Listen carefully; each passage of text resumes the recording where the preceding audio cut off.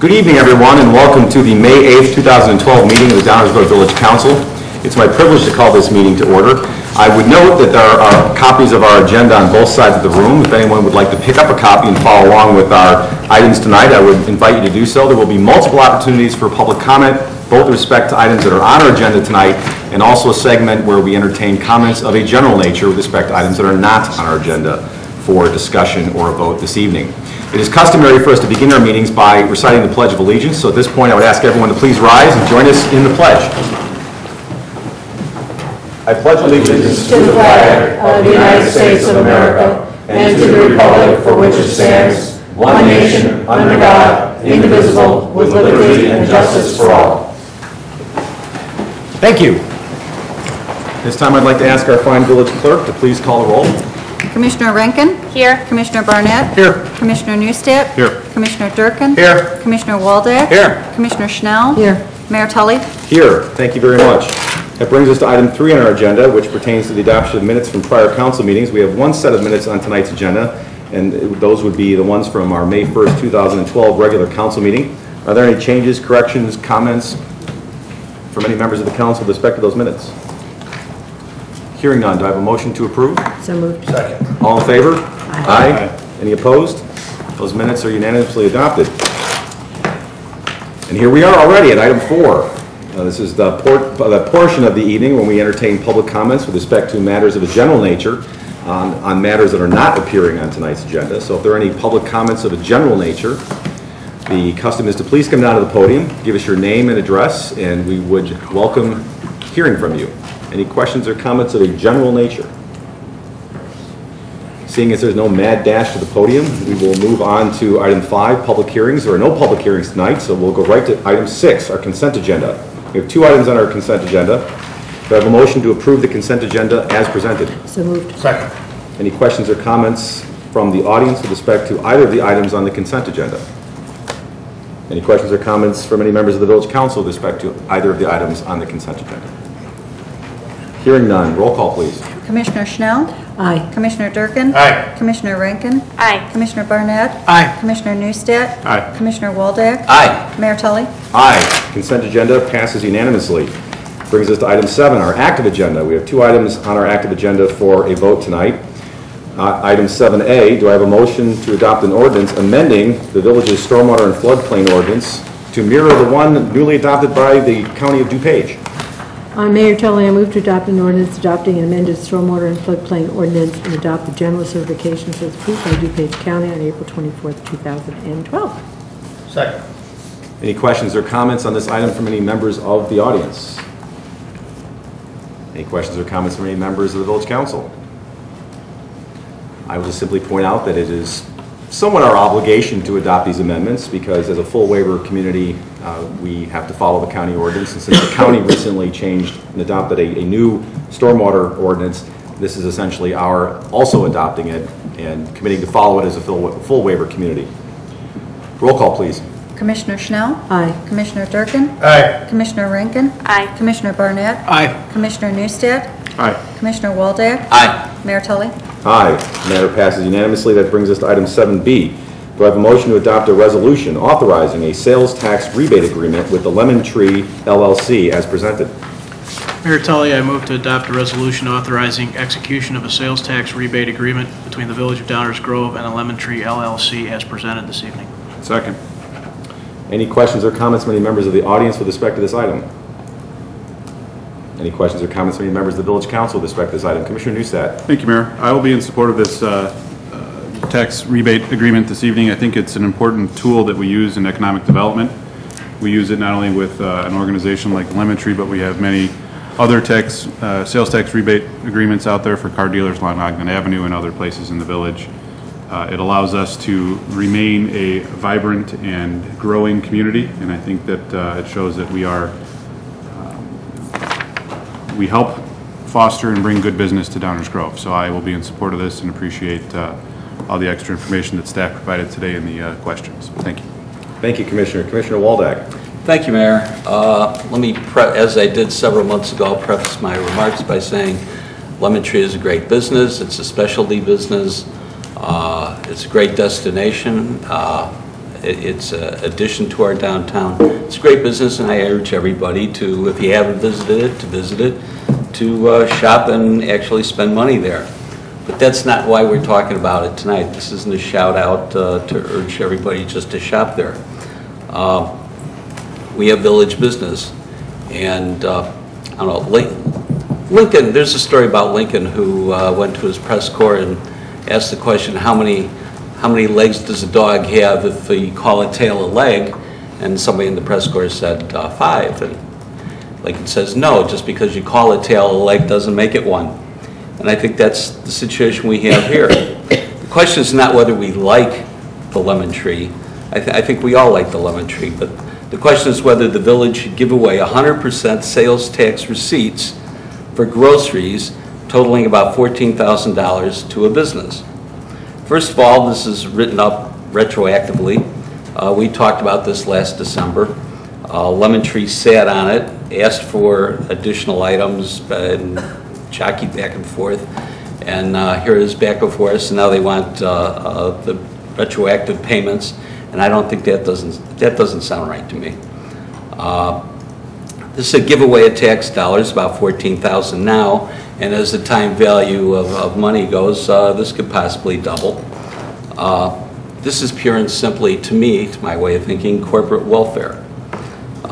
Like a dog's tail, it's not a leg. This is not a grocery store that we asked for. For years, we've heard from neighborhood how they wanted a neighborhood grocery store. Just a few blocks away, there's a senior housing center, and every time I'd visit there, they'd say, you know, when are we going to get a grocery store downtown? When are we going to get a grocery store downtown? And we worked diligently to try and get it. And in the meantime, the village cut its subsidy for things like Meals on Wheels.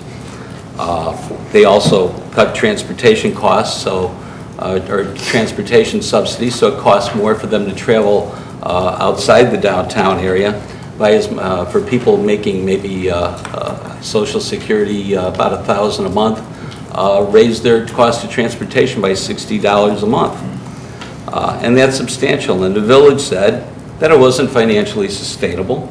The village said that we don't fund programs, or we can't spend a dime for not-for-profit businesses.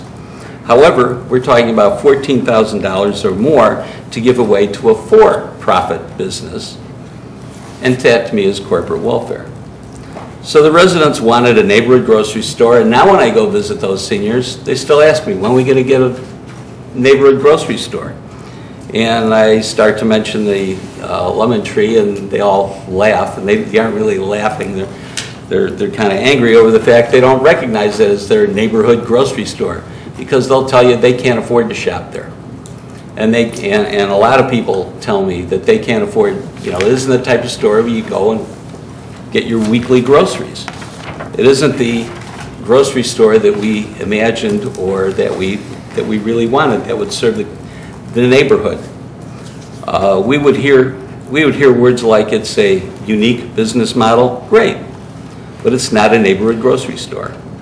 Here is a for-profit business that at best is a 51% grocery, and that's only if you count liquor as groceries.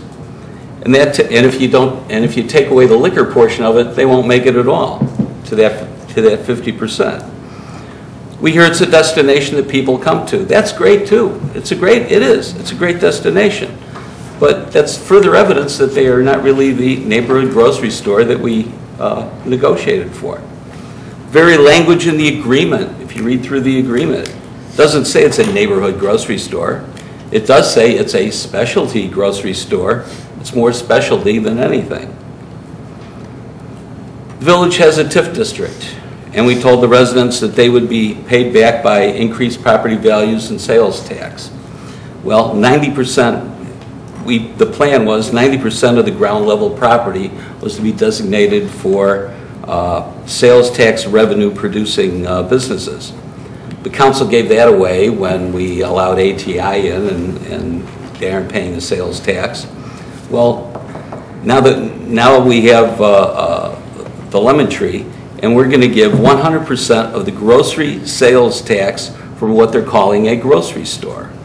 So is it any wonder that taxpayers are going to get a huge tax bill when the TIF bill comes due? If you stop at the Lemon Tree for a sandwich or an alcoholic beverage, doesn't this give a corporate welfare advantage to the business as opposed to other local establishments that also make their living selling food and beverages?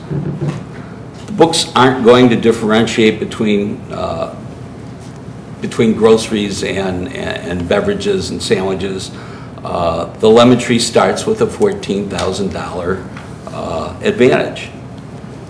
In over $2 million in sales, that $14,000 is 0.7% and shouldn't make or break whether or not that business exists. We nickel and dime not-for-profits so that we can give away thousands of dollars to for-profits. Commissioner, I'm going to ask, I've given you considerable leeway. This is not the third time that I think you veered way off the topic. If you could please keep your comments focused on the matter. They are focused right on the topic. I don't know how Meals on Wheels or not-for-profits or even the TIF district has anything to do with We are planning on giving money to a for-profit business when we keep saying that we don't give money or subsidize not-for-profits. If you could wrap it up, please, and please stay on point. And I don't appreciate the interruption either, because it is on point. When you give tax money to not-for-profits, that money goes to a community and helps the community. When you give money to a for-profit business, what you're doing is you're subsidizing and getting away from a free market that I keep hearing about up here. So why should the Lemon Tree be given tax money? Why didn't businesses like MARILYN Mondays get a tax break? Maybe if they set a few shelves aside for groceries, maybe they could have got some money. It's not a grocery store for the neighborhood. It's not what we bargained for. It's a tail, it's not a leg. There's no standard policy here. There's no plan. This is based purely on expediency, on whether that we happen to like the business. This reminds me more of a Pepsi commercial where the king decides who gets Pepsi and who doesn't. Well, in this case, who gets corporate welfare, who doesn't. So obviously I'm not going to, I think giving this money is inappropriate and I won't be supporting it. Thank you. Any other questions or comments? Commissioner Schnell. Just a couple of comments and actually a question or two for staff. It's my understanding that the agreement that was with Michaels and Lemon Tree expired when, excuse me, when Michaels went out of business.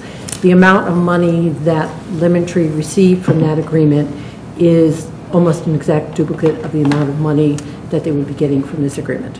That is correct. During the 3 quarters when Lemon Tree was receiving rebates under the Michaels three-party agreement, they received about $13,600 during that 3-quarter period. So it's basically replacing this agreement for agreement that existed but expired because another business went out of business? Yes, that is the intent of the agreement. And I think I asked this question in December, but staff is comfortable with the 51% in that is enough to designate it as a grocery store as opposed to a restaurant with a grocery store attached to it? Yes. And that we, excuse me, and that we have a way of verifying that 51% on a quarterly basis or yearly basis? Yes, under the agreement, Lemon Tree is required to submit financial information, and we have the ability to cause an audit of that information. Okay. And then the question that I do have, and I apologize for not asking this, I probably asked it back in December, but there is, as part of the agreement, there is a clause in here that if they go out of business, they have to repay the rebates to us, or at least portions of those rebates to us. That is correct. It's a 90-day holdback period. The question I have is, if they do not keep to the 51% and they go to 30% grocery and 70% restaurant, does that mean that they have to, again, give us back the rebates, or is it just over a period of 90 days that happens, or what guarantees do we have that they're going to hold to 51% and that it won't somehow, revert? Thank you. They would be in default of the agreement, and under the terms of the agreement, if they are in default, they are not eligible to receive payments. Okay. Thank you. Thank you. Commissioner Barnett. Thank you, Mayor. Appreciate Commissioner Schnell bringing that up, because this is not some new expedient effort at picking somebody we like. Rather, it's a continuation of the agreement that originally brought this store to downtown, which was much heralded by this council and the one prior to it at the time as a big success. It is true, to be sure, that the Lemon Tree has evolved a bit. However, as a person who in fact does live in the neighborhood, it is my neighborhood grocery store. It's 3 blocks from my house, and there are groceries, lots of them, anything I would want. It's just, I think, a little bit unfortunate that we have to be in the position of trying to rehash every decision this council's made over 2 years every time there's a subject that comes up relative to money. This is, as Commissioner Schnell said, an exact duplicate of an existing agreement that's been in place for a couple of years. I'm fully in support of it, but I'd also like to remind everybody that the agreement itself, the incentive itself, incentivizes the sale of groceries. It by its very nature, it incentivizes the Lemon Tree to sell more groceries. As Commissioner Schnell pointed out also, if they don't do that, they're certainly in violation and will hold back and not pay the incentive or pay the rebate. But more to the point is it's a incentive to sell more groceries in the future. If the grocery sales go down, the Lemon Tree doesn't get more money back from tax rebates. So while we have no ability to control any business's decisions day in and day out and how they may want to change their business, we can try and motivate or incentivize behavior, and that's exactly what's going on here. It is an incentive to sell more groceries in our downtown, which has been a call from this community, whether it's seniors or even the not-so-senior, for many years.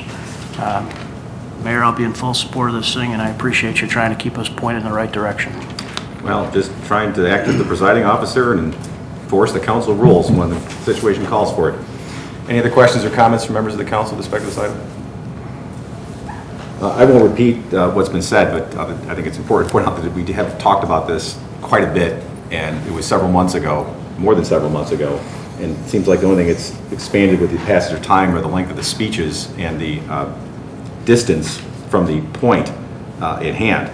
I don't know if it's a dog or a leg or a tail, but it's business. And what we're talking about is a business that came to us as part of a process that began largely because of demand from the public. And situations changed. The question was, how do we adapt along with the business that was also adapting to try to continue to be successful? How do we facilitate that success and adapt and innovate along with a business that's trying to do that?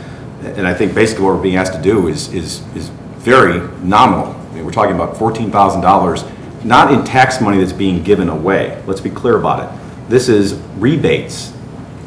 It's coming out of a pool that wouldn't exist but for this business and their sales. It's not as though we're dipping into some pocket somewhere and handing out money. So I think that the reference to corporate welfare is inapt at best. This is a rebate that we do all the time with businesses, and there are stringent requirements for it, and we've gone through this ringer more than once. I think it makes perfect sense. Not all requests do. Not all people make requests, because obviously then you also have to follow certain rules when you participate in a rebate program, and not everyone is interested in doing that. I think this makes perfect sense. We're not even talking about significant dollars, and to the extent that we can help facilitate an innovative business survive, regardless of what you call it, I think that this is a small demand being made of us to do so.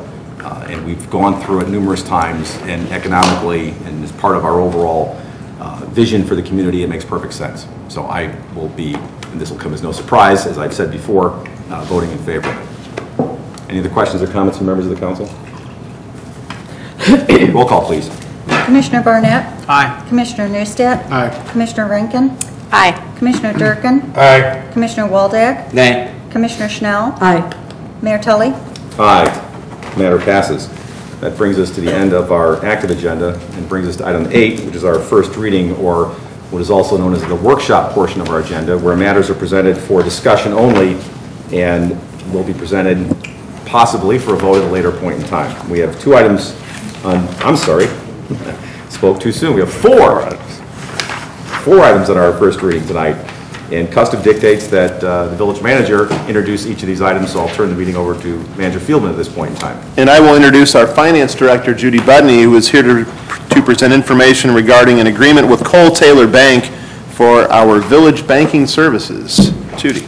Good evening, Mayor and Council. Motion is requested to authorize an agreement with Cole Taylor for banking services for a 3-year period. We sent out an RFP for banking services and received 11 responses.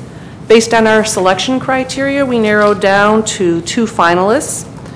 Cole Taylor met all of our selection criteria, plus offered the lowest required compensating balances. Therefore, we recommend approval on the May 15th agenda. Representatives from Cole Taylor have joined us this evening, if you should have any questions. I'll first ask if there are any questions or comments from any members of the audience with respect to this item.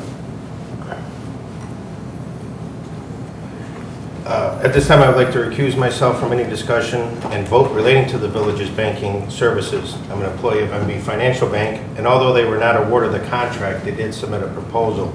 Therefore, to avoid any appearance of impropriety, I'm recusing myself from this vote. Thank you, Commissioner. And with that, I will then ask the village council for any questions or comments on this matter. Hearing none. Next item, please. Thank you. The next 2 items are both bid awards. The first is for our annual sidewalk installation program, and our Public Works Director, Nan Newland, will present both of these items tonight. Good evening. Good evening. I'm happy to be here tonight to talk to you about 2 bid awards. The first is our 2012 new sidewalk installation program, which is directly related to the village's policy to install public sidewalk on one side of every street within the village. This was developed as a matrix, and we are constructing them in priority order. And the list of sidewalks that we're installing this year are included in the packet and have been made public. We have sent letters and had three public meetings with the neighborhood, and we have addressed their comments as we have designed the plans, and we'll continue working with them as we stake out the sidewalk locations and work with any final tree adjustments and grade changes to make it work with all of our residents. We did go out for bid in accordance to the village's purchasing policy, received 5 bids, and DiNatale Construction was the low bidder. They also completed the village's work in 2011 and were the subcontractor for the 2009 annual roadway maintenance program. And we do recommend award of the contract to DiNatale Construction. I'd be happy to answer any questions you might have. Thank you. Any questions or comments from any members of the audience with respect to the 2012 sidewalk construction program? Bid, excuse me, not the program. Hearing none, any questions or comments from any members of the village council? Commissioner Schnell. Just, the work will be awarded, and then it will start when school is out. And the idea is to have it done before school starts again? Yes. Mm-hmm. And will the restoration of the parkways and grading and everything be done before school starts? It may not be fully completed, but the sidewalks will be completed themselves. Okay. It may depend on weather and how we can get in to get seeding done. Obviously, if we get all the rain we've been having, we have a problem. But my concern is that at least some of the grading gets done so that kids walking on the new sidewalks don't twist an ankle or whatever it may be. And, you know, we've had some problems in the past where they've gone in so late that, you know, the restoration work wasn't possible. So if indeed the sidewalks get in time because the weather is good, if we could at least get some of the dirt down and have them grade it, I think that would be beneficial. We will do that. Right away, that's not the end of the world. But there are some pretty significant segments of the program this year that are up in the industrial park north of Butterfield Road. So we can focus on the residential areas within the summer period, and we may, you know, adjust our schedule because we do have quite a larger program this year than last year. So if anything has to be done outside the summertime, we would limit it to the area in the industrial park. I know Commissioner Durkin and I have always said that we'd like to get this done as early as possible so that it's done before school, when school ends and before school starts, just for the safety of the kids, especially around big equipment and everything else. So the more you can do in that respect, the better off I think it will be. So thank you. We agree. Thank you. Other questions, Commissioner Durkin? This is strictly for new sidewalks, correct? This is not sidewalk replacement? This is the new sidewalk program. We'll be coming to you in the near future with our removal and replacement program. Okay, because I would echo what Commissioner Schnell said. I would encourage you to do the residential first and then whatever, as long as we can get it done in time. So, thank you. Thank you, Commissioner. Commissioner Rankin? I just wanted to pass along a compliment. One of my friends lives at Sterling and Grant, and they said that the meetings were very productive and you were very sensitive to their blackberry bush. And they were just very happy. So We appreciate Good hearing job. that. Thank you. Thank you, Commissioner. I'll just pick up on that because we're discussing 11 segments and then 2 alternates, total of 13 segments that are being done, and the fact that, contrary to many other years when I've been here, that there are no irritated residents here tonight, I think is a tribute to the fact that, as Commissioner Rankin pointed out, you obviously conducted very successful neighborhood meetings. There have been a few occasions over the years when there have been divided neighborhoods regarding the installation of sidewalks, and we certainly hear about it. And the fact that we're talking about 13 different segments, it must have gone really, really well. So I commend you and your staff on that. Speaking of that, you mentioned that this is a much larger program than last year. I think that's also something that should be emphasized. And I don't recall about what the amount was last year, but we're talking over $500,000 in new sidewalk construction, which compared to the last couple of years, I think is significantly Yeah, the last couple of years have been around $280,000. That's what I recall. So that's also fantastic because we're making considerable progress towards that goal of finally completing the sidewalk matrix and having one sidewalk, at least one sidewalk on every side of every street. So that's also something to be celebrated. The only other question I had, and I apologize when I mentioned this earlier, that there was a substantial difference between one of the bidders and the low bid, almost double. And I wonder whether there was any particular reason for that, or maybe someone really didn't want the job and they just figured they'd throw out the number, and if we actually went with it, they'd figure out a way to do it. Sometimes it's hard to tell. I think the fact that this contractor did the work last year, he has a very good sense of the work involved and can really sharpen his pencil. And he knows, how we work and how he can schedule his crews. So he may have just put in a more competitive bid. He might have wanted the project that's a little bit more. Well, we appreciate it coming in under budget, and if all goes well, we'll get the alternates done too. Terrific. Thank you very much. Mayor, can I just Sure, have a real absolutely. quick question? For next, when we vote on this, can we have the breakdown of how much more is left in the matrix? I know we've taken a big chunk out of the matrix with this year's increased allotment for new sidewalks, but we could just kind of get a quick paragraph on where we are with the rest of the sidewalks. Sure. Thank you. Thank you very much. Next item, please. Is also, go ahead, Nan. I'm sorry. Our second item is request to award a contract to Oakwood Avenue Storm Sewer Replacement Project to Swallow Construction, Inc. of Downers Grove in the amount of $453,620. This project was in the Community Investment Program, and it's the replacement on Oakwood Avenue between Chicago Avenue and Grant Street of an existing 10-inch clay storm sewer, which is in very poor condition and in need of replacement. The inlet spacings are not adequate as well to pick up a lot of the drainage on the street, so we will be increasing the frequency of the inlet spacing, and that combined with the new sewer and the design of it will allow residents to make connections to that as well to help alleviate localized flooding in that neighborhood. We have been working with the residents throughout the project, and we'll be able to incorporate some cost share program projects with them as well. We've talked to them about that during some neighborhood meetings, and we will continue to work with them as we construct the project to have the maximum benefit of this project throughout this neighborhood. We did go out for bids for this project, received 5 bids. The lowest bidder was Swallow Construction Corporation. We did do an extensive reference check and found that over the last 2 years they received very favorable references from the communities of Wooddale, Mount Prospect, Warrenville, and the city of Naperville. And we are recommending award of the bid to Swallow Construction. Be happy to answer any questions you might have. Thank you. Any questions from the audience with respect to the Oakwood Avenue Storm Sewer Replacement bid? Hearing none. Any questions from members of the council? Commissioner Schnell. Just a comment, and the manager and I have discussed this at length today. I do have a problem with Swallow. In 2009, they did a project that was a disaster, I guess is the best way of putting it, a similar type of project where we replaced a storm sewer. And I did ask for a more in-depth review of the references, and even in looking at those reviews, I still have some concerns about cleanliness, about just some of the issues that were brought up by a couple of the communities. So I don't know if there's a way to get additional information that may, relieve my concerns.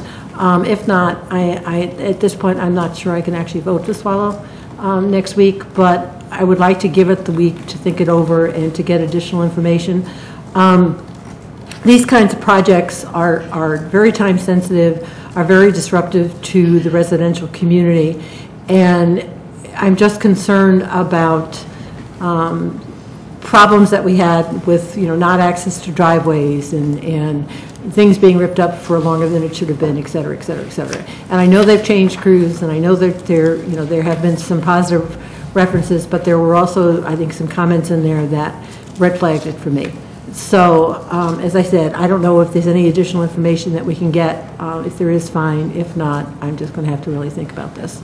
And I don't know if the second bidder has better references or if they've ever done work for the community, but I don't know if that's possible to get that information, because they may have had a problem in the village too, in which case we're damned if we do and damned if we don't. So, as I said, I just have some reservations and I need to work them through next week. Thanks. Before next week. Thank you, Commissioner. Any other questions or comments from members of the council? Commissioner Waldeck? Thank you, Mayor.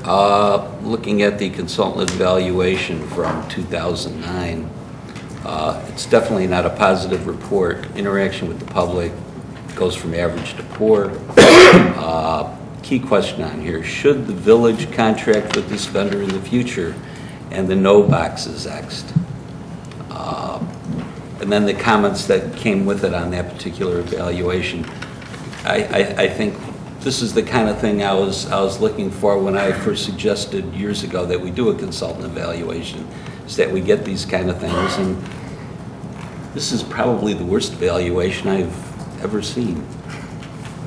So I do have some concerns about this particular vendor. Thank you, Commissioner. Commissioner Neustadt? Thank you, Mayor. On page 101 of our packet, there's a picture of the clay tile.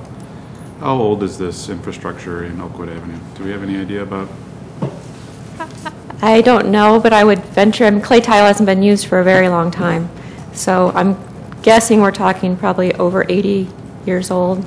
So kind of in line with what we've been talking about with stormwater utility, the average lifespan has very well exceeded itself in this case, and that's why we need to replace it, and then upgrade to the inlet spacing and things like that. Thank you. Sure. My comment was not that we shouldn't do the project. Oh, no. It's just I have a problem with the Yeah, I just saw the picture here again. No, I mean, just to make that clear. Got it. Any other questions from members of the council with respect to this item? Sounds like there's some additional information that some members would like. Otherwise, they may find this bid tough to swallow. Yeah, but I think the big question is it's an $80,000 difference. And over time, does time repair itself? They've got management changes, they've got staff changes. I mean, I know that we've had a bad experience, but we've all had bad experiences with something in our life. But time, to mine. But if you look at, and I'm sure you have, but if you look at the information that staff, that I requested that staff put in our answers, there's still some issues that I think that we need to have answered, or at least defined very, very well so that they understand exactly what our expectations are. Sure. I mean, even from the reviews of more recent projects in some of the other communities, there were some spotty issues, but overall, there were recommendations across the board that they would work with them again, but pointed out that there needed to be some tighter controls here and there. And those may be things that we can get comfortable with. It sounds to me like staff has heard your comments, and I think we're all obviously interested in that. They were the low bidder. This would be a bid that would be under budget, but of course, we don't want to do it at any cost. We want to do it at a responsible cost.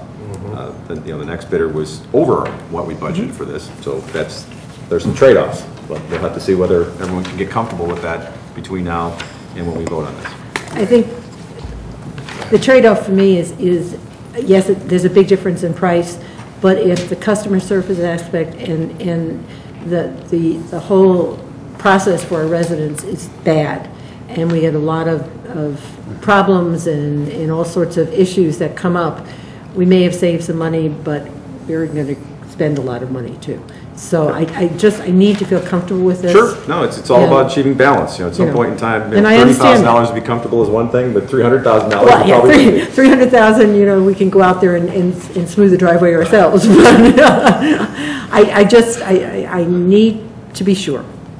And again, it will, it'll probably pass because obviously there aren't a lot of council members that have a problem. But from my perspective, I just need to feel comfortable with this, and I don't right now. I hear that a number of people have questions and concerns. And Commissioner Durkin? Yeah, one last time. Unfortunately, I will not be here next week when we vote on this. But is there a possibility that if we do choose this company, that we hold back 50% of the pay or however we pay them to make sure that we are totally in compliance with our work?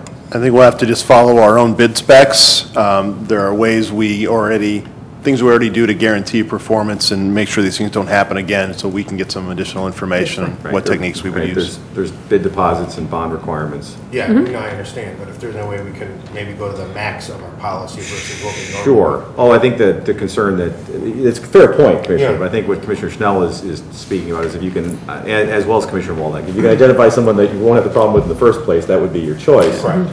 But of course, not at any cost. Right. You have to balance. achieve a comfort level. Any other comments on this? Well, Commissioner WALDACK? yeah, the difference between this, the first and the second choices here, I guess one of the comments on the evaluation was that they insisted on being paid for things that we disagreed with. Did we, if we can go back and find out if those disagreements, if we did wind up paying more, because it's easier to come in with a low bid and then by the time you finish the project, we had to do this, we had to do that, and keep adding things on to where we wind up where we would have been better off with the second choice anyway. So if we could just check into the other project, did we wind up paying for those additional items, and is that the type of thing that would bring us up to the second lowest bid? Thank you. Commissioner Rankin? I have to agree with Commissioner Durkin that $80,000 is a lot of money. So if it's a matter of they didn't clean up the street enough, I don't think that's a good enough reason to not go with them. You could buy a street sweeper for that much. Exactly. So I think we have to take that into consideration, and I'd be eager to hear even the reports of the next bidder, as Commissioner Schnell requested. That would probably be helpful. We will get all this information to you. Just want to point out that these contractor evaluations are working just as we'd hoped. It sparked a good conversation and asked us, caused us to look into it. So well done on the contractor evaluation from our staff. Instead of buying a street sweeper, we should buy a vacuum so we can do leaves. You haven't brought that up in a long time. Helicopter season. Someday, Commissioner. One can always dream. One can always dream. Dream about the Thank you. Let's move to the next item then, please. And the final item tonight is a consideration of an ordinance authorizing the sale of surplus real estate located on the 5200 block of Benton Avenue, and our village attorney, Enzo Pisarka, will present this item. Terrific. An ordinance has been prepared authorizing the sale of surplus real estate at 5237 Benton Avenue. As you may recall, the village purchased this property several years ago to solve a stormwater issue in the area. We've since installed an underground storage tank, stormwater storage tank in the area, and determined that the village is no longer in need of the property. Last fall, we attempted to solicit proposals to sell the property, and unfortunately, we did not receive any proposals. So last month we once again solicited proposals for the sale of the property, and this time we received 3 proposals. The highest offer was from Oakley Home Builders in the amount of $205,000, and staff is recommending the sale of the property. Thank you. Questions or comments from members of the audience with respect to this item? That term surplus real estate just doesn't fit quite well. It's like we got land just to throw around or something like that. Any questions from any members of the audience? Questions from the council? I had one question. Well, I mean, obviously, I think you explained it well as to how we acquired it in the first place, and as it turned out, we actually did such a good job with solving the stormwater issue that we didn't need the property that we purchased in the first place, so kudos on that. And disposing of it for $200,000, so we got the stormwater issue solved, and we don't need the property and everything that goes along with it, and we get the revenue from the sale back. Quick question I have, the proceeds from this real estate sale, were they accounted for in our budget? They probably were not. We will check on that. It will go in the stormwater fund, and it will be a one-time Understood. revenue. Understood. I just didn't know whether we had some placeholder in the stormwater fund for the disposition of this asset. We will find out and get back to you next week. I mean, that could potentially fund a project. Yes, and it's interesting. We are working from proceeds from the 2008 bond issue, which funded the Benton property project. So we're working from that pool of money, and yes, we hope to get another project out of the way this project turned out. So absolutely, yes. Okay, thank you. Commissioner? There will be a certain portion of the property that's encumbered by an easement for the underground stormwater detention, so we do need that portion of the property to remain open and accessible by us for the stormwater detention. So the actual house and property there is not needed by the village, but there is that big section that we are going to be using for stormwater utility, or stormwater detention. But it's a buildable lot, and so it has a value. Correct. Therefore, you can sell it, so we can build on it, and yet once in a while you get to have your cake and eat it too. It's not big enough for a new village hall or police department. Not going to get that kind of project done. One can only dream. Any other questions or comments from members of the council? And that ends our first reading tonight, Mayor. Thank you. Thank you very much. And that ends the first reading agenda. It brings us to item 9 on our agenda, which is the mayor's report. And I just have one item, and that is the ComEd report with respect to our ongoing efforts to work with ComEd to enhance and maintain reliability of electrical service in our community. Again, for those of you, I feel like I should introduce this with previously on the village council or something like that. Last year we had a town hall meeting after the extraordinary weather that caused a lot of extended outages in our community. We had a town hall meeting with ComEd representatives, and we brought a number of initiatives to their attention, and that they made various commitments to take certain steps to improve service in our community. And I've been reporting, the council and staff have been reporting to residents both at these meetings usually every week, and also through the village's website in terms of what the status is. So the current status is as follows. The final 2 projects that were identified during the reliability review continue. The reliability review is the one that I just referenced. ComEd has informed the village staff that they will be completed by the end of June of 2012. One additional project, the replacement of cable in the circuit serving the area near 63rd Street and Main Street, has been increased by 400 additional feet after a recent ComEd review of the project. So the project is not only getting done, but it is expanded in scope. This project is part of the infrastructure upgrades provided under the Smart Grid bill and will be completed by the end of June. I have a feeling ComEd had something about sticking that part in, but that's just a wild guess. So that's that's this week's update with respect to our ongoing efforts to work with ComEd to enhance and sustain reliability of electrical service in our community. That's all I have under the mayor's report. It brings us to item 10, manager's report. One item on tonight's manager's report, our Deputy Village Manager, Mike Baker, will present the first quarter report for 2012 with some accomplishments and some financial information. Mike. Thank you, Dave. As the manager indicated, I'll be providing a brief summary of the village's first quarter performance, and that'll be broken down by, first of all, reflecting on some of the key accomplishments that we achieved during the first 3 months of the year, and then turning to the financials and particularly the general fund performance. What you see here is a list of several of the accomplishments that were achieved during the first quarter. I won't go through all of them in detail, but to highlight a few, the village was able to reaffirm its AA+ bond rating through Standard & Poor's. We received our CALIA reaccreditation with extremely stellar comments about the police department's professionalism and performance. And the first quarter marked the first full quarter that we held our monthly recycling event, electronics recycling, which has become a very popular monthly event that more and more residents and people around our community are taking advantage of. Turning now to the financials, we'll start first with revenues within the general fund and then move on to expenses. So the table you're looking at presents the revenues for fiscal year 2012, and particularly the first 3 months. We started with a overall budget for the full year of $41.35 million. And based on prior year performance on the revenue side, we expected that we would generate about $7.8 million in the first quarter.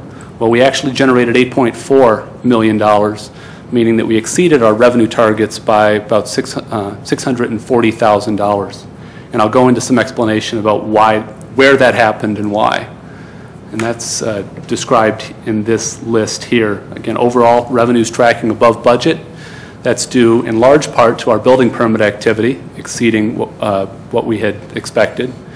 Income tax also up through the first 3 months, as our utility taxes, both of those up 6%.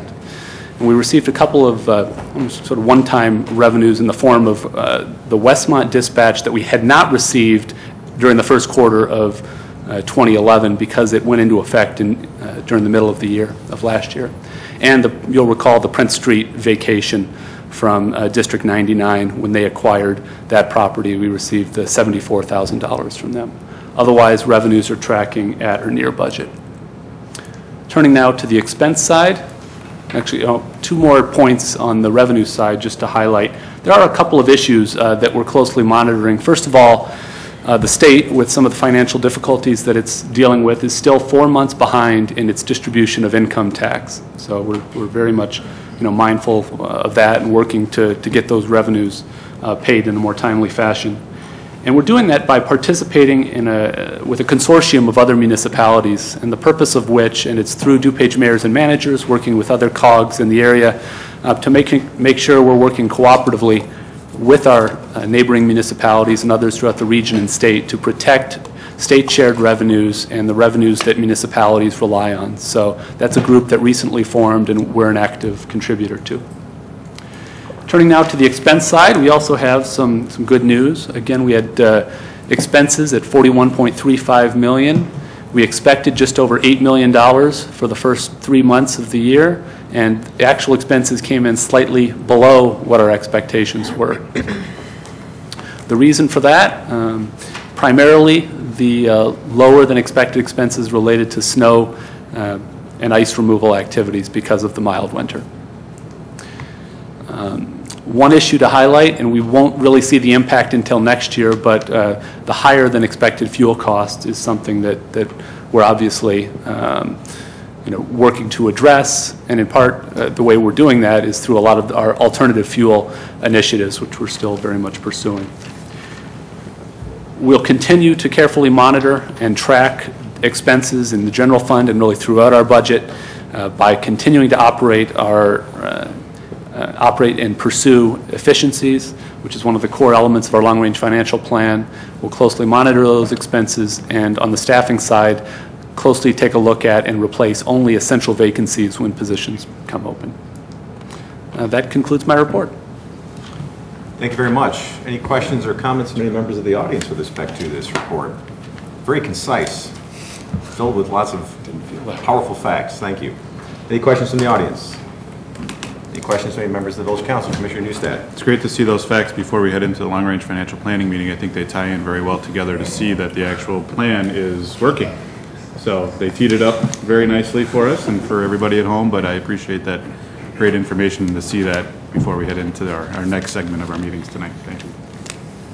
Thank you. Other questions or comments from the council?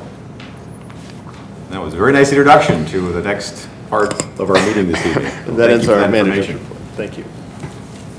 That brings us to item 11, and thank you, Mr. Baker. It brings us to item 11, the attorney's report. Only one item tonight, Mayor, and that's an ordinance authorizing the sale of 5237 Benton Avenue pursuant to Section 2.36 of the Downers Grove Municipal Code. Thank you very much. That brings us to item 12, council member reports and new business. Start with Commissioner Neustadt. Thank you, Mayor. On Sunday, I was fortunate enough to take part in a ride-along with the Downers Grove Fire Department over at Station 2. I got to ride along in the new ladder truck, which was a great thrill for me. The crew that day allowed me to tag along and see for a couple hours what it's like to serve our village as a firefighter. We had a few calls, including one elderly medical patient. Each member of the crew showed the highest level of professionalism and care when assisting this patient. The teamwork displayed and the knowledge used by the firefighter paramedics was remarkable. It was really something to see in action. It was a very tight situation in the house, and there was a lot of effort to get the patient out to safety and then to the hospital, right in the middle of a thunderstorm, by the way. I would like to give a very special thanks to the men I spent the day with over at Station 2. They include Battalion Chief John Hardy, Lieutenant Paul Johnson, Firefighter John Christensen, Firefighter Paramedic Rob Peckelder, Firefighter Paramedic Matt Campbell, and Firefighter Paramedic Matt Hills. Matt is one of the newest firefighters we have in Downers Grove. I guess he's not that new anymore, but he was. To all my colleagues, I know that some of us have taken advantage of this in the past, but I think every couple of years or every year we should all do a ride along with both the fire department. I know Commissioner Barnett just did one with the police department, and Commissioner Durkin rode with the Public Works Department this year. It's a very interesting time in our lives to be able to go along and see what they do for even just a day or even a few hours if you have spare time to see what the daily operations are like. It's a remarkable job that they do every day for our residents, and they're always ready for anything. So I appreciate the time to go along with them and the ability to do it. So thank you to the manager and the fire chiefs for letting me tag along. Thank you, Mayor. And thank you for the fire. Thank you, Commissioner. Thank you to the fire department making sure that Commissioner Neustadt didn't get in harm's way in any way, shape, or form. Stayed way out of harm's way. And at no point in time were any residents at any risk. But thank you for doing that. Well said, Commissioner. Commissioner Rankin. I have a brief statement that I'd like to make. I've thought long and hard about addressing this issue at this forum, and frankly, I've kept quiet for too long. Commissioner Waldeck has taken every opportunity to tarnish my reputation and the reputation of my council colleagues. He and others bring up the non-appointment of Mr. Tolman to the ECC as often as they can. He has implied that Mr. Tolman wasn't appointed to the ECC because of political gamesmanship. He continued with those allegations even after many members of the council put forward their valid explanations of the non-appointment. Last week, Mayor Tully appointed Liz Peloso to the ECC. She has a Bachelor of Science in Environmental Science from DePaul University. She also earned a Master of Science in Environmental Science, excuse me, and a Master of Public Affairs from Indiana University. She is currently employed as a wetland and environmental scientist at the U.S. EPA. She has over 10 years of governmental regulatory experience at the local, state, and federal level. It's hard to understand how you wouldn't appoint such a qualified candidate to that role. Well, in fact, that's exactly what happened. It's come to light that the applications of both Mr. Tolman and Ms. Peloso were both included in the applications that Commissioner Waldeck had been given to select his nomination from. So that begs the question, who's the one playing political games here? Instead of choosing the more qualified candidate, he chose his political ally.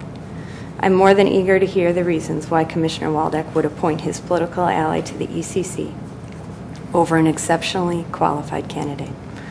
I also wonder if the media will be as enthusiastic about reporting this story as they were about attacking council members on behalf of Mr. Tolman and Mr. Waldeck. Thank you, Mayor. Commissioner Waldeck. Thank you, Mayor. Before I get into an announcement, I would like to respond to that. The fact is that this, I was appointed as liaison. Mr. Tolman has been active in the community for some time and got involved early on, many years ago, in a ECC discussion about a recycling facility. He's been active in the community for some time and involved in the environmental concerns. He's familiar with the budget. He was on the ad hoc, not the Planning Commission, but the Comprehensive Planning Commission. So I thought he would bring those talents and his abilities to the ECC.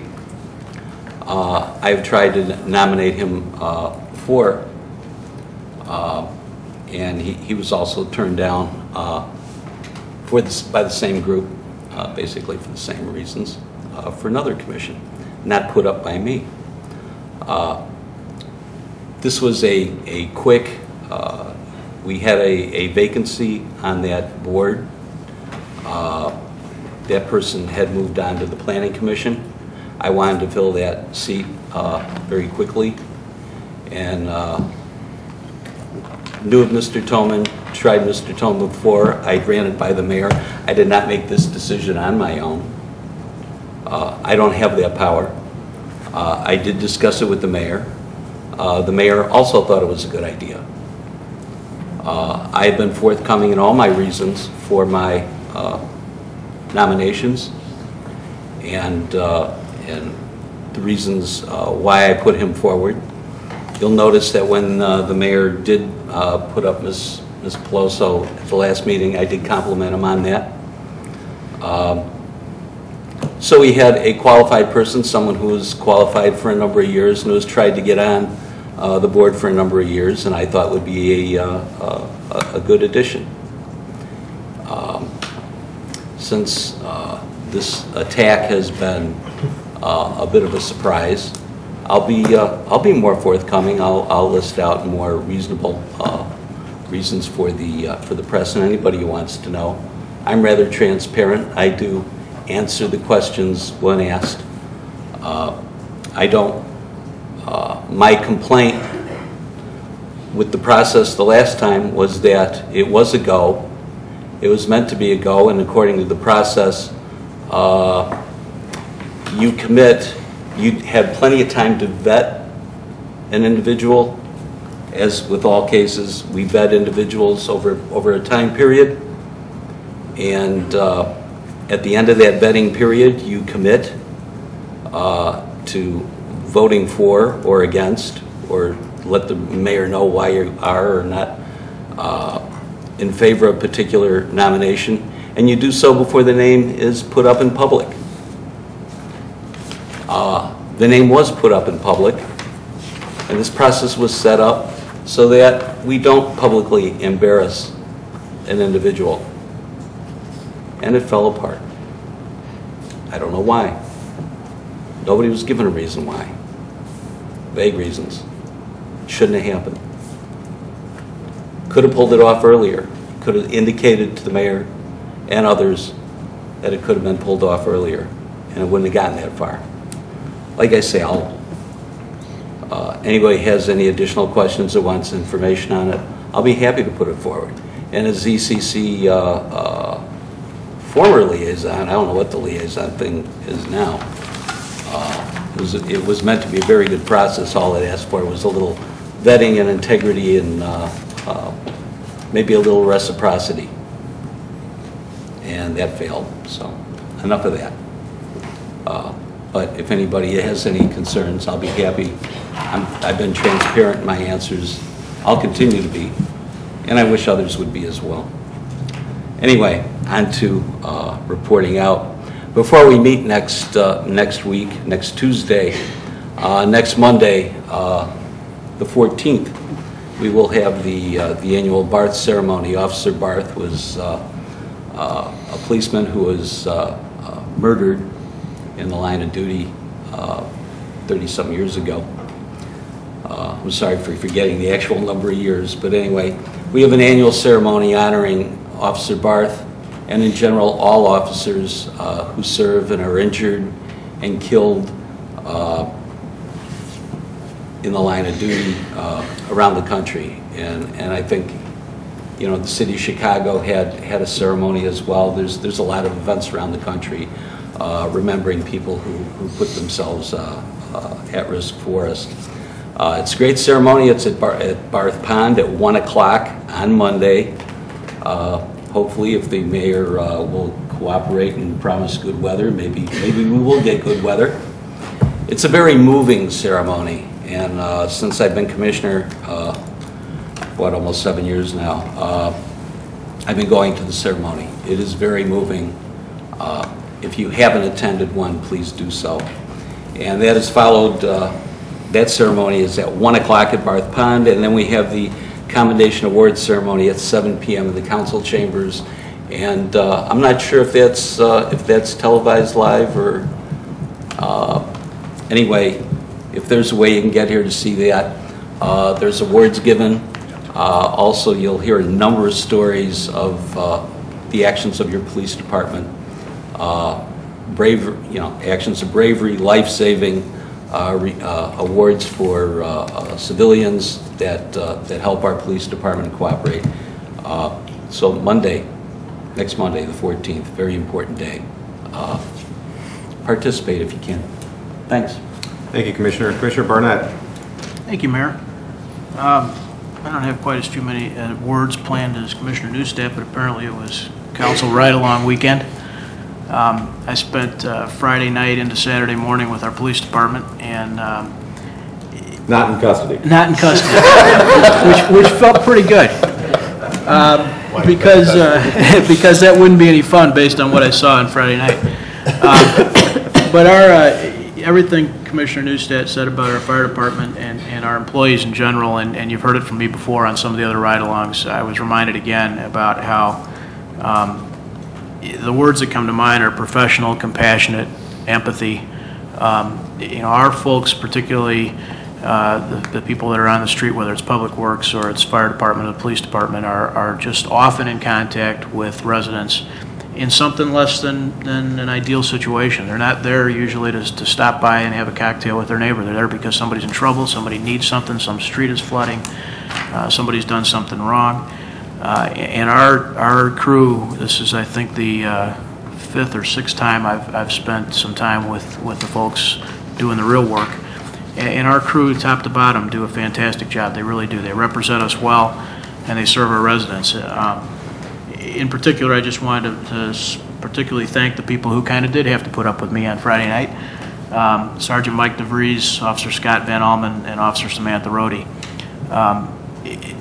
You've heard the thing that maybe your parents told you or somebody commented on in school that, nothing good ever comes after, midnight or 2 o'clock or something. There's a lot of truth to that. And and yet it's kind of life and it's reality. And we've got exceptional people out there working on all our behalf, and I just want to say thank you to them all, and particularly thank you for the work they do beyond just last Friday night, because it's a real service that they give our village that we would be sorely in trouble without. And so thank you to all of them. Second time tonight I've felt compelled to say something without a lot of preparation. I won't belabor the point, but should Commissioner Waldack feel compelled to get a whole lot more open and a whole lot more discussive later about facts, let's take a run at getting them right. Let's take a run at getting them right. I don't know what your definition of quick is. Mine is not months, and it was 3 or 4 months between when the mayor first approached me on that on that appointment and the actual process that fell off the rails. So I don't know where quick comes in. Certainly that's not my definition. And in terms of the process as laid out, it is true that people have opportunities to try and express themselves beforehand in an effort to avoid that disaster, which we all let our residents down. That was ridiculous. But there were attempts like that. It wasn't some sort of a spring job on Tuesday evening. That's nonsense and inaccurate. So I kind of wish we were past this, but it certainly was something that if we can all figure out how to avoid, our residents will be way better off for it, because none of us are proud of what went on then. So that's all I've got, Mayor. Thank you, and thank you for going on the ride-along and sharing that experience with all of us. As my comments with Commissioner Newstead, it's greatly appreciated. It's terrific when we can all represent the council in those various different ways. I think that's important as well, and sharing those experiences and doing it, and obviously taking the time out of your busy schedules is greatly appreciated. Not just the two of you, but all of us as we do it from time to time. I think that's very important, and thanks for sharing that with all our residents, and thanks for doing it. Commissioner Durkin. Yeah, thank you, Mayor. Just want to report on last night's... I just have to notice, I think you now hold a record for the most electronic devices in front of you.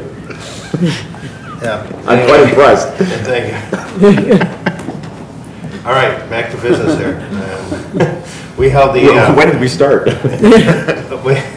We held the Finance Administrative Committee yesterday. Commissioner SCHNELL and I were in attendance.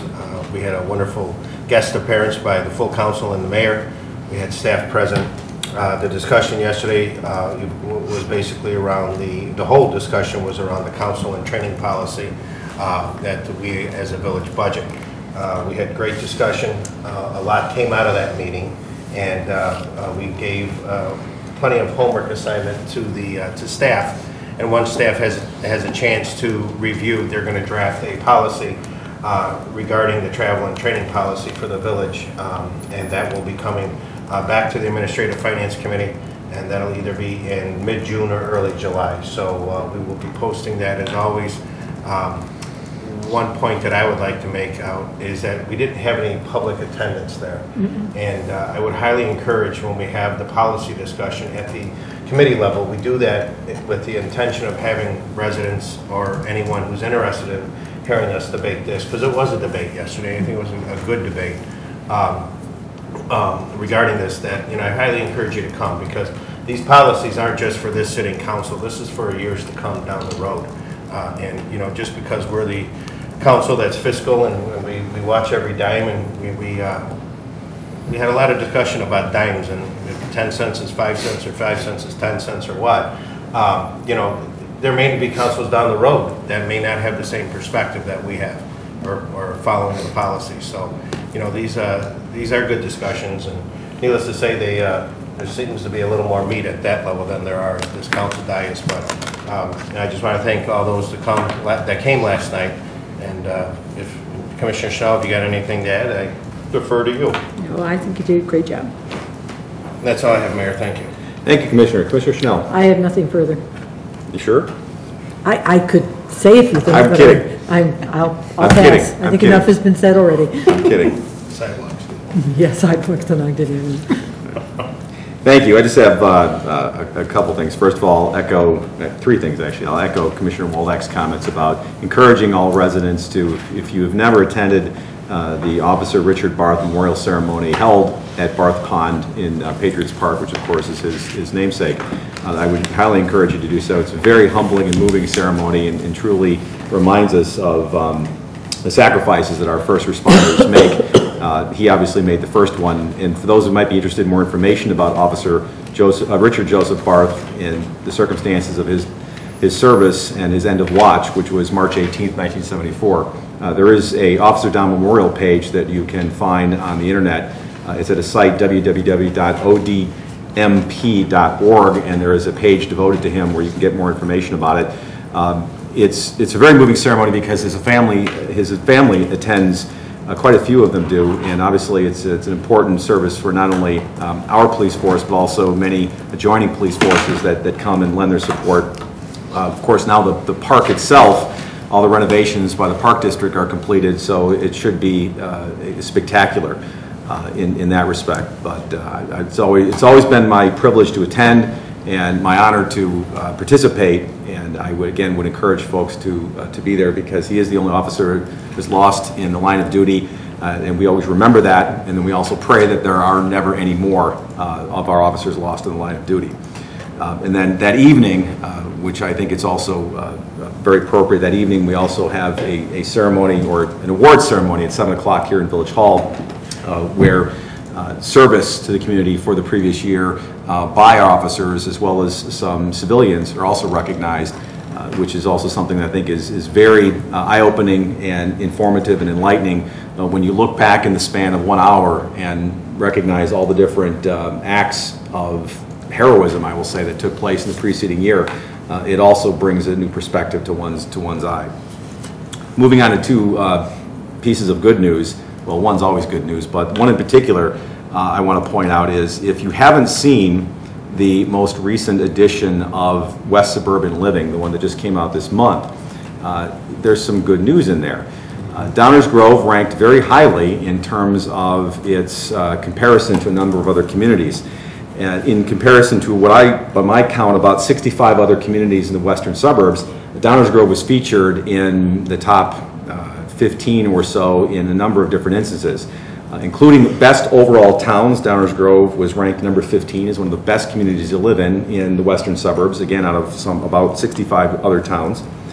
And a couple things to note in terms of our downtown, which we talk about quite a bit and focus about. Well, that pays off. The downtown was ranked as was number 11 of the best downtowns in the western suburbs, again out of approximately 65. And District 99 School Board President was quick to point out to me when I touted this earlier today via social media, gee, I wonder what contributed to that ranking of being one of the best places to live, and of course reminded me that it's due in no small part to our education system and our schools.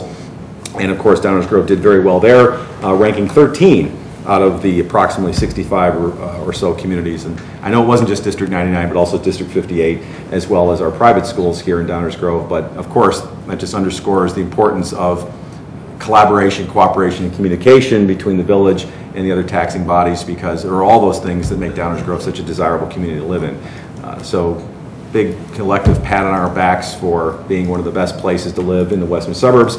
Of course, about 48,000 of us already knew that. It's nice to see some outside recognition of that fact. And speaking of one of the things that was featured in West Suburban Living was the rankings, or at least identification of some really cool summer festivals. And of course, we have our own one here. It's called Grove Fest, and there are in fact 43 days left until Rotary Grove Fest, and I can't wait. So that's all I have. At this point, we cannot adjourn, but we are actually adjourning geographically to the committee room to have our discussion on long-range financial planning, as was previewed earlier today. Do we actually need to move to adjourn to the other room, or are we just simply... Yeah, we can. We don't have to. It's up to you. We can actually take the roll call over there if we'd like, and we actually have the meeting. Well, why don't we do that then? Then I guess, do I have a motion to adjourn to the committee room to continue the discussion on long-range financial planning? So moved. Second. Roll call, please. Commissioner Roll call. Schnell? Aye. Commissioner Durkin? Aye. Commissioner Rankin? Aye. Commissioner Barnett? Aye. Commissioner Newstead? Aye. Commissioner Waldeck? Aye. Mayor Tully? Aye. We are adjourned to the committee room for the long-range financial planning discussion. I'm sure all of you are going to join us. Thank you. And